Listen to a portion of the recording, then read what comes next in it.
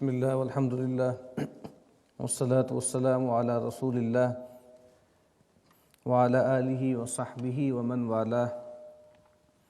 رب اشرح لی صدری ویسر لی امری واحلل عقدۃ من لسانی یفقہوا قولی.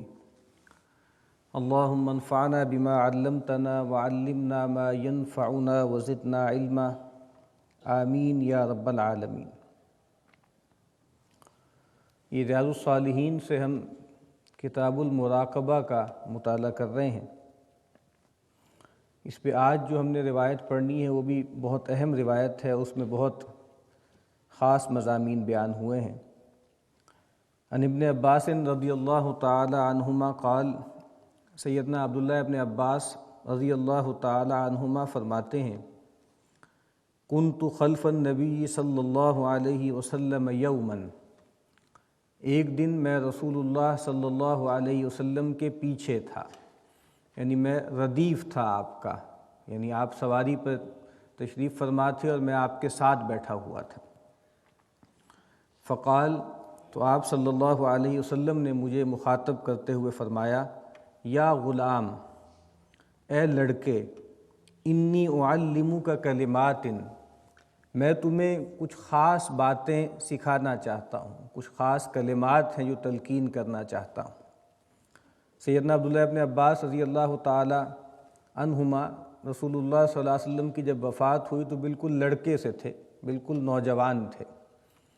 تو رسول اللہ صلی اللہ علیہ وسلم کی ظاہری بات ہے کزن بھی ہیں، چچا کے بیٹے ہیں، آپ کے ساتھ سواری پر سوار ہیں، اور بہت ہی محبت کا انداز ہے، بہت ہی اپنائیت کا ایک اسلوب ہے کہ خود سے آگے بڑھ کے بالکل ایک لڑکے سے کو آپ صلی اللہ علیہ وسلم کچھ باتیں بتا رہے ہیں.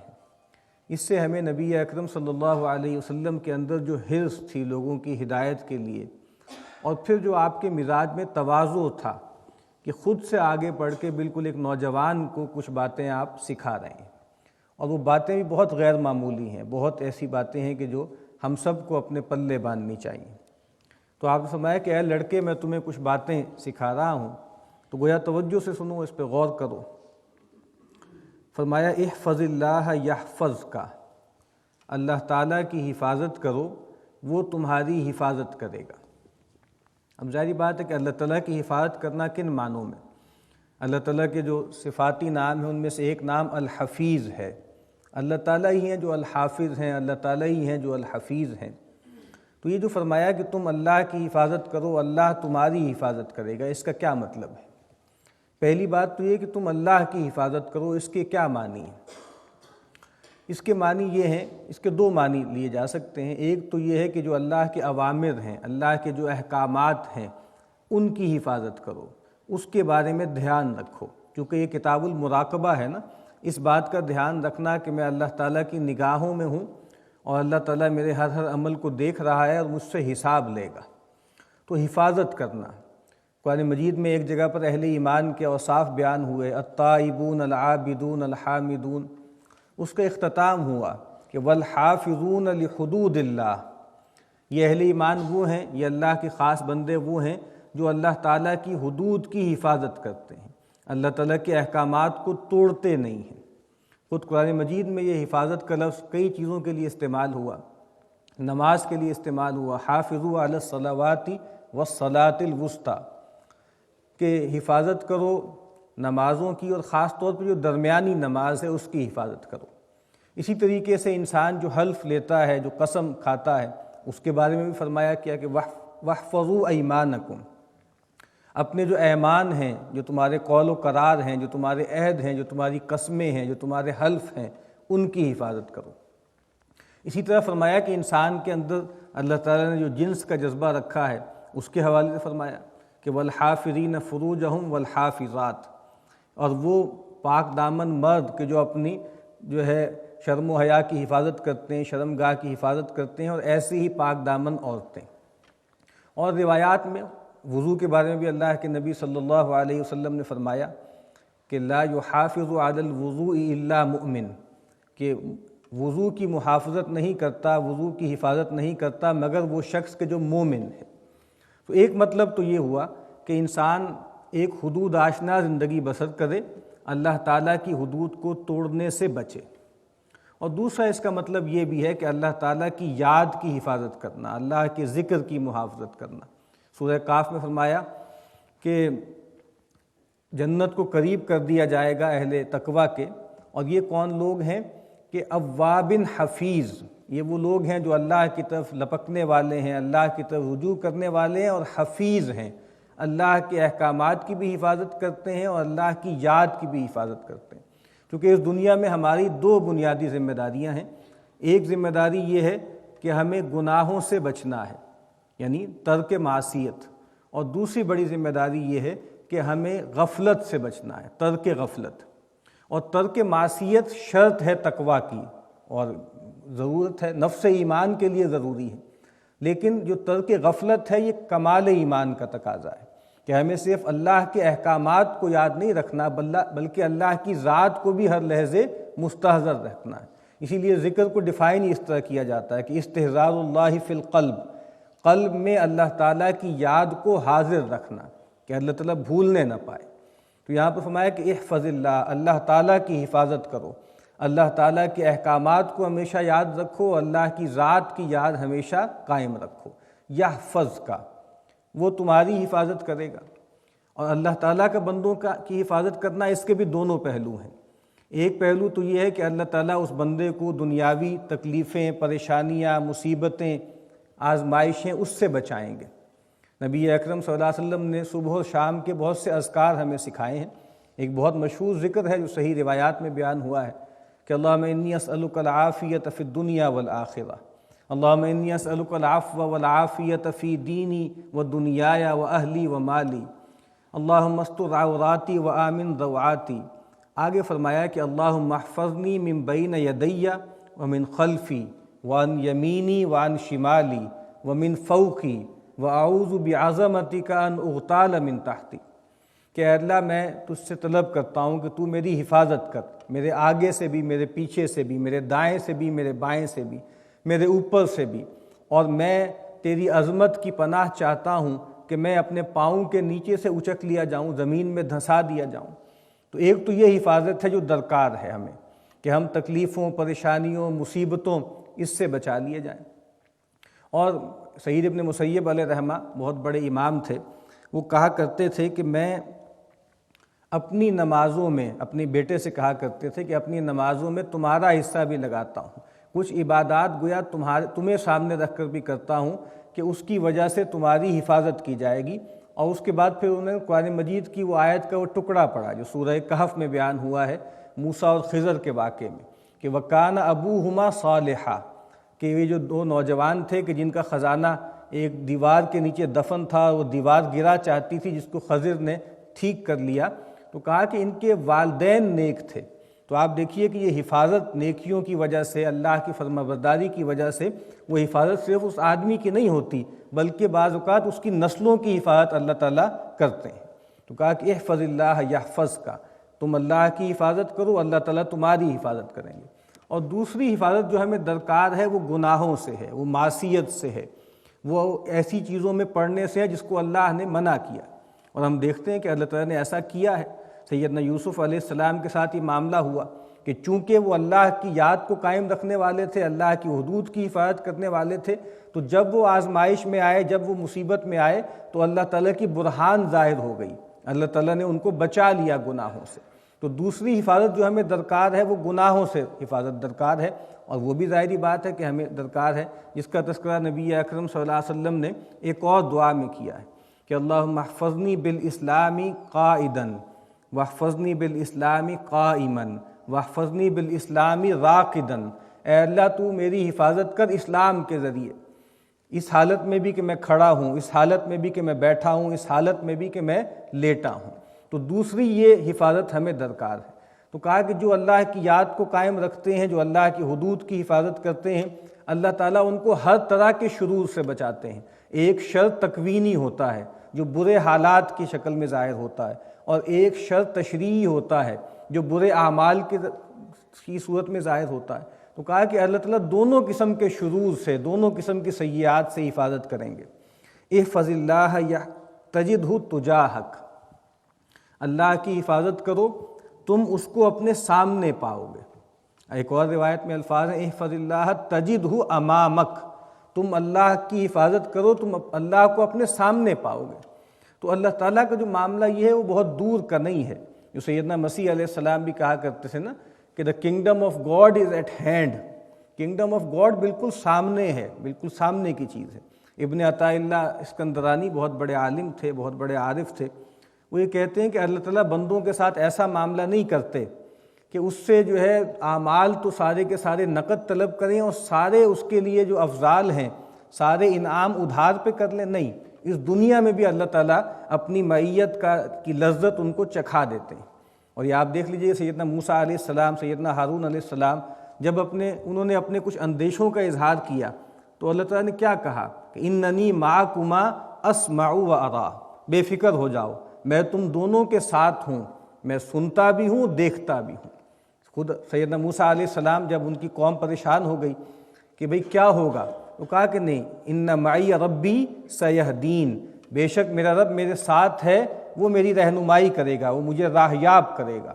اور یہی وہ معاملہ تھا جب نبی اکرم صلی اللہ علیہ وسلم کے سامنے سیدنا ابوبکر صدیق رضی اللہ تعالی عنہ نے اپنے کس اندیشے کا اظہار کیا کہ یہ دشمن تو بہت قریب پہنچ چکے ہیں، غار ثور کے منہ پر آ چکے ہیں، تو آپ نے کیا فرمایا کہ لا تحزن ان اللہ معنا، کہ حزن مت کرو، غم نہ کرو، بے شک اللہ تعالی ہمارے ساتھ ہیں۔ خود نبی اکرم صلی اللہ علیہ وسلم سے یہ منقول ہے جملہ کہ جب سیدنا ابوبکر صدیق رضی اللہ تعالی عنہ نے اپنی پریشانی کا اظہار کیا تو آپ نے فرمایا کہ ما ظنک یا ابا بکر باثنین اللہ ثالثہما، اے ابو بکر تمہارا ان دو کے بارے میں کیا گمان ہے جن کا تیسرا اللہ ہے، جن کے ساتھ اللہ ہو ان کے لیے کیا پریشانی، ان کے لیے کیا حزن، ان کے لیے کیا خوف۔ تو کہا کہ جب اگر تم اللہ کی حفاظت کرو گے تو اللہ تعالیٰ کو اپنے سامنے پاؤ گے، تمہیں محسوس ہوگا کہ تم اللہ کی پریزنس میں ہو، اللہ کی حضوری میں ہو۔ اور آگے فرمایا کہ اذا سألت فاسأل اللہ، جب تم کسی سے سوال کرو تو اللہ ہی سے سوال کرو، جب تمہیں کوئی سوال کرنا ہو، کوئی چیز مانگنی ہو تو اللہ ہی سے مانگو۔ اس کا ایک مطلب تو یہ ہے کہ جو ماورائے اسباب چیزیں ہیں وہ اللہ کے سوا کسی اور سے نہیں مانگنی، یعنی کوئی اولاد کوئی نہیں دے سکتا، مال کوئی نہیں دے سکتا، روزی کوئی نہیں دے سکتا، تو مشکل کشا، حاجت روا، ان معنوں میں میٹافزیکل معنوں میں کوئی نہیں ہے اللہ کے سوا۔ اس طرح کی کوئی چیز اللہ کی ماں سوا سے مانگنا گویا یہ شرک تک انسان کو پہنچا دیتا ہے۔ لیکن وہ چیزیں بھی جو انسان روزمرہ میں ایک دوسرے سے لیتا ہے، ایک دوسرے سے فائدہ اٹھاتا ہے، اس میں جائز ہے، ظاہری بات ہے۔ ہم لوگ اس دنیا میں ایسے پیدا کیے گئے ہیں کہ ہم محتاج بھی ہیں اور محتاج الیہ بھی ہیں، کچھ چیزوں میں ہم لوگوں کے محتاج ہیں، کچھ چیزوں میں لوگ ہمارے محتاج ہیں، انسانوں کو ایسے ہی پیدا کیا گیا ہے۔ لیکن وہاں پر بھی اصل اعتماد انسان کا اللہ ہی پر ہونا چاہیے۔ اور یہ بات کہ انسان جب کسی مصیبت میں پڑے، تکلیف میں آئے تو سب سے پہلا دھیان کس کی طرف جاتا ہے؟ کیا اللہ کی طرف جاتا ہے یا کسی دوست کی طرف، کسی تھانے دار کی طرف، کسی ڈپٹی کمشنر کی طرف، کسی گورنر کی طرف جاتا ہے؟ تو اس سے اندازہ ہو جائے گا کہ ہمارا جو مائنڈ سیٹ ہے وہ ٹھیک ہے یا نہیں۔ تو کہا کہ وَإِذَا سَأَلْتَ فَاسْأَلِ اللَّهِ، جب بھی تمہیں کوئی چیز کسی سے مانگنی ہے تو اللہ ہی سے مانگو۔ اور رسول اللہ صلی اللہ علیہ وسلم نے اپنے اصحاب سے مختلف موقعوں پر بیعت لیتے رہے، تو ایک موقع پہ اپنے کچھ صحابہ سے اس پر بھی بیعت لی تھی کہ بھئی اللہ کے سوا کسی اور سے سوال نہ کرنا، کسی کے سامنے اپنا دامن نہ پھیلانا۔ اور وہ لوگ ایسے تھے کہ پھر ایک صحابی کہتے ہیں کہ ان لوگوں کے ساتھ یہ معاملہ تھا کہ اگر کسی سواری پہ سوار ہیں، اونٹ پہ سوار ہیں، گھوڑے پہ سوار ہیں اور ان کا کوڑا زمین پہ گر جاتا تھا تو وہ بھی کسی سے نہیں مانگتے تھے کہ اٹھا کے دے دو۔ حالانکہ جب رسول اللہ صلی اللہ علیہ وسلم یہ بات فرما رہے تھے آپ کے ذہن میں یہ بات نہیں تھی، آپ کے ذہن میں بات یہی تھی کہ کسی کے سامنے دامن سوال دراز نہ کرنا۔ لیکن یہ بالکل جو بنیادی چیزیں ہیں کہ فلاں چیز مجھے پکڑا دو، فلاں چیز مجھے یہ دے دو، تو کچھ لوگ اس حد تک بھی احتیاط کرتے تھے کہ اس معاملے میں بھی سوال نہیں کرتے تھے، کسی سے مانگتے نہیں تھے۔ تو کہا کہ اذا سألت فاسأل اللہ، جب تم سوال کرو تو اللہ ہی سے سوال کرو۔ وَإِذَا اسْتَعَنْتَ فَاسْتَعِنْ بِاللَّهِ، اور جب تمہیں مدد چاہنی ہو تو اللہ تعالیٰ ہی سے مدد چاہو۔ یعنی ہم جو سورہ فاتحہ میں پڑھتے ہیں ایاک نعبد و ایاک نستعین، اے اللہ تیری ہی بندگی کرتے ہیں اور کریں گے اور تجھ ہی سے مدد چاہتے ہیں اور چاہیں گے۔ تو استعانت، اور خاص طور پہ انہی معاملات میں کہ جو ماورائے اسباب ہوتے ہیں، اللہ کے سوا کسی اور کے لیے جائز نہیں ہے۔ اور آگے فرمایا کہ وَعْلَمْ، جان لو، ان الامۃ لو اجتمعت علی ان ینفعوک بشیء لم ینفعوک الا بشیء قد کتبہ اللہ لک۔ اب یہاں گویا اللہ پر اعتماد، اللہ پہ توکل اس کا بیان ہے۔ کہا کہ جان لو کہ اگر ایک پوری جماعت اس پہ جمع ہو جائے کہ تمہیں کچھ بھی فائدہ پہنچائے تو نہیں فائدہ پہنچا سکتی مگر اتنا ہی جتنا اللہ نے تمہارے لیے لکھ نہ دیا ہو۔ اور اس کے برعکس وَإِنِ اجْتَمَعُوا عَلَىٰ أَن يَضُرُّوكَ بِشَيْءٍ، اور تمام لوگ مل جائیں، تمام لوگ جمع ہو جائیں، ایکا کر لیں کہ وہ تمہیں کچھ نقصان پہنچائیں، لَمْ يَضُرُّوكَ بِشَيْءٍ قَدْ كَتَبَهُ اللَّهُ عَلَيْكَ، تو وہ تمہیں کچھ بھی نقصان نہیں پہنچا سکتے مگر اتنا ہی جتنا اللہ نے تمہارے لیے طے کر دیا ہے، لکھ دیا۔ اور آگے فرمایا کہ رفعت الاقلام وجفت الصحف، قلم اٹھا لیے گئے اور صحیفے خشک ہو گئے۔ پرانے زمانے میں ظاہری بات ہے کہ صحیفوں میں سکرولز میں لکھا جاتا تھا، اور قلم سے جو لکھا جاتا تھا وہ گیلی سیاہی ہوتی تھی اور پھر وہ خشک ہوتی تھی۔ تو اس طرح ہمارا یہ تصور ہے نا کہ انسان جو کچھ اس دنیا میں کرے گا، بہت سی چیزیں جو ہیں جس میں انسان مجبور محض ہے، لیکن کچھ حصہ ایسا ہے کہ جس میں انسان کو کچھ اختیار حاصل ہے۔ تو کہا کہ چاہے وہ حصہ ہو جس میں اختیار حاصل ہے، چاہے وہ حصہ ہو چاہے جس میں انسان مجبور محض ہے، ہر دو چیزیں جو کچھ بھی انسان کرے گا وہ اللہ تعالیٰ کے علم میں ہے۔ یعنی اپنی آزاد مرضی کو استعمال کر کے میں جو بھی آپشنز لوں گا خیر و شر میں تقسیم کرتے ہوئے جو بھی فیصلے کروں گا، اور اس کے نتیجے میں جو میرا انجام ہوگا، سعادت میرا مقدر ہوگی یا شقاوت یا بدبختی میرے نصیب میں آئے گی، یہ جو کچھ بھی ہے یہ اللہ تعالیٰ کے علم میں ہے۔ اللہ تعالیٰ کے لیے گویا یہ سب کچھ ہو چکا ہے، یہ سارا ایپیسوڈ تو وہ اللہ کے علم میں ہے، اور اس علم کو اللہ تعالیٰ نے لکھ بھی دیا ہے، جس کو خود قرآن مجید نے کہا ہے کتاب۔ ہمارے ہاں بھی جو شاعری میں جو اصطلاح استعمال ہوتی ہے لوح و قلم، تو لوح وہ کتاب ہے، گویا وہ نوشتہ ہے، وہ سکرول ہے جس پہ لکھا گیا ہے، اللہ نے لکھ دیا ہے کہ جو کچھ مجھے کرنا ہے، اور قلم وہ چیز ہے، وہ آلہ ہے جس سے اس پہ لکھا جائے گا۔ تو یہاں پر بھی یہ کہا کہ اسی کی طرف اشارہ ہے کہ ہر چیز طے ہو چکی ہے، اللہ تعالیٰ کی طرف سے طے ہو چکا ہے اور ہر چیز لکھی جا چکی ہے۔ اس کا بھی یہ مطلب نہیں ہے کہ انسان فائدہ حاصل کرنے کے لیے دوسروں کی مدد حاصل نہ کرے یا نقصان سے بچنے کے لیے کسی کی سپورٹ حاصل نہ کرے، یہ مراد نہیں ہے۔ اصل بات یہ کہ اعتماد کس پر ہے، توکل کس پر ہے۔ نبی اکرم صلی اللہ علیہ وسلم نے لوگوں کے شر سے بچنے کے لیے معاہدے بھی کیے۔ خود رسول اللہ صلی اللہ علیہ وسلم طائف تشریف لے گئے تو سپورٹ کے لیے گئے تھے نا، کہ بھئی وہاں کے جو سردار ہیں وہ میری بات نہیں مان رہے، میں اور میرے ساتھیوں کے لیے وہاں جینا دو بھر ہو گیا ہے، تو تم لوگ مجھ پر ایمان لے آؤ، مجھے پناہ دو، مجھے سپورٹ دو۔ اور جب ان لوگوں نے انکار کیا تو رسول اللہ صلی اللہ علیہ وسلم مکہ میں تشریف نہیں لے گئے جب تک کہ ایک سردار آیا اور آپ کو لے کر نہ گیا، اپنی امان میں لے کر نہ گیا۔ تو اس کا مطلب یہ کہ دنیا میں ایک دوسرے سے فائدہ حاصل کرنے کے لیے ہم کوشش کرتے ہیں، نقصان سے بچنے کے لیے ہم ایک سپورٹ سسٹم ایوالو کرتے ہیں۔ اصل بات کیا ہے کہ اس چیز کا جو تاثر ہے ہمارے عقیدے پر نہیں پڑنا چاہیے۔ یہ بات ہمیں یقینی طور پہ جاننی چاہیے کہ ہم یہ اسباب سارے کریں گے، لیکن بہرحال اگر اللہ کی طرف سے کوئی بات طے ہے کہ نقصان پہنچنا ہے تو تمام لوگ مل کر بھی اس کو روک نہیں سکتے، اور اگر اللہ کی طرف سے یہ بات طے ہو گئی ہے کہ کوئی فائدہ پہنچنا ہے تو کتنے ہی ہمارے دشمن ہو اس میں کوئی رکاوٹ نہیں ڈال سکتے۔ وہ جو ہم ایک نماز کے بعد نبی اکرم صلی اللہ علیہ وسلم ایک ذکر کیا کرتے تھے کہ اللہم لا مانع لما اعطیت، اے اللہ جس کو تو دینے کا ارادہ کر لے، جس کو تو عطا کرنے کا، نوازنے کا فیصلہ کر لے، اس سے روکنے والا کوئی نہیں، ولا معطی لما منعت، اور جس سے تو روک لے اس کو کوئی عطا کرنے والا نہیں۔ تو یہاں پر بھی سیدنا عبداللہ ابن عباس رضی اللہ تعالیٰ عنہما کو آپ نے یہی بات فرمائی کہ جان لو کہ اگر تمام لوگ مل جائیں اور مل کے یہ طے کر لیں کہ تمہیں کچھ فائدہ پہنچانا ہے تو نہیں پہنچا سکتے مگر اتنا ہی جتنا اللہ نے طے کر لیا، اور اس کے برعکس اگر سب مل کر یہ طے کر لیں کہ کوئی فائدہ پہنچائیں تو وہ بھی نہیں پہنچا سکتے۔